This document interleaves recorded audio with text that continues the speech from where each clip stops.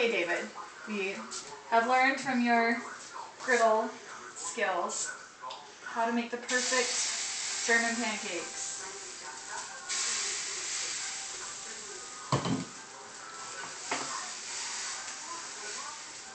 Alright, voila. Let it sit for a minute. We'll just go to this one and show. Taryn, show us what you do next. Start with the butter.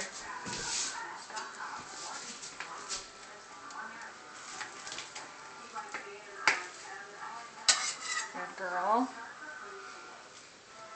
Okay, now do the powdered sugar in the bowl. In the circle. A little bit more. Good job. Now show me what you do with the lemon juice. Remember? The yellow stuff?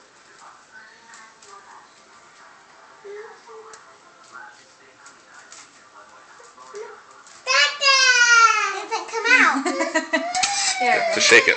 Okay, now look, we're flipping. We're flipping. Look at that. Perfect. Alright, I'll help you with this. Ready? Okay. Then you roll it up.